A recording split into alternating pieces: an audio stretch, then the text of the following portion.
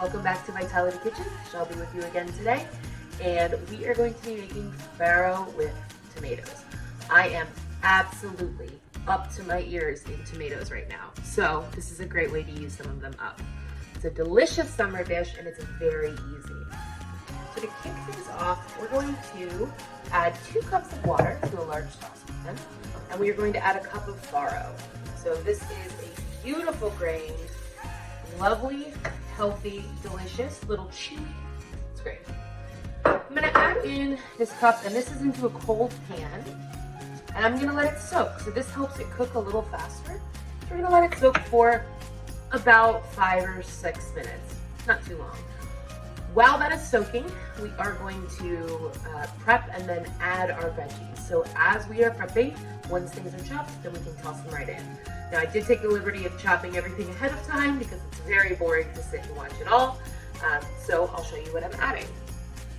So tomatoes, first and foremost, I have 9 ounces of cherry tomatoes. You can use grape tomatoes in this as well. I have these lovely chocolate sprinkle cherry tomatoes from my garden. I love them. They grow like weeds and they are delicious, but any cherry tomato, any grape tomato, a smaller tomato will do. Get them from the grocery store, garden, your neighbor, whoever it might be, but we'll toss those in and make sure they are all spread around. I just have these. If they're large cherries or grapes, you can quarter them. We just want to make sure that they're small enough to cook down as this farro is going. I have also chopped a little over a half of an onion. So I did a yellow onion. You can do white, red, whatever you would like, whatever you have on hand. Cut it in half, cut that in half again, and then make it into quarter moves. So we'll add that in. I like onion, so I'm happy to have a little extra in mine. And again, we're spreading that out. Also going to be adding garlic. The recipe calls for 2 cloves of garlic. So I followed my personal rule, which is always add an extra clove onto any recipe, but I'm a garlic fiend. So sprinkle that in. This is just thinly sliced. This will all cook down. So you don't have to worry about being too perfectly precise with this. I've got about a tablespoon of olive oil. Drizzle in here. And seasoning. So this calls for salt and a little bit of red pepper flake. I tossed in a little black pepper because I was feeling crazy. But we'll add this in so it is seasoned as it cooks. And now we wait. So we do want to let that farro soak. If you're making this at home, put the farro into soak and then chop your veggies. By the time you're done chopping your veggies, and just kind of add them as you go, by the time you're done chopping your veggies, it'll be ready to go. We're gonna pause for just a sec, but from the magic of editing, it's done. It's soaked for about 5 minutes, and now it's time to start cooking. So we're going to turn our burner on. We're gonna get this up to a boil first.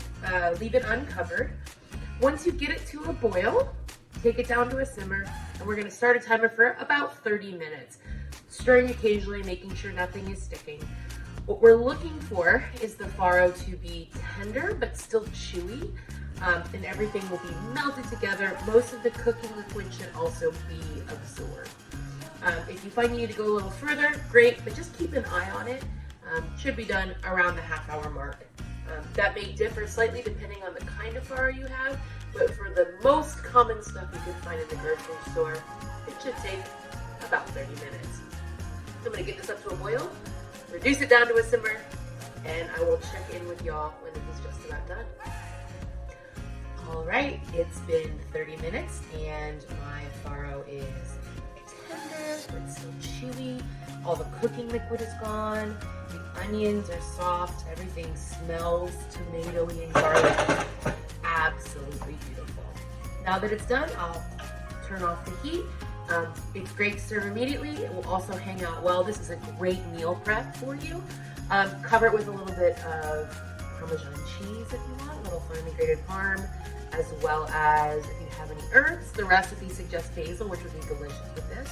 But anything that you have that plays well with tomatoes would be great. I will be having this for dinner tonight with crispy chickpeas on top as well, just to really round out the meal. It's delicious. I really hope you try this. It's so easy, and I think you'll really enjoy it. Thanks for joining me again on Vitality Kitchen, and I'll see you soon.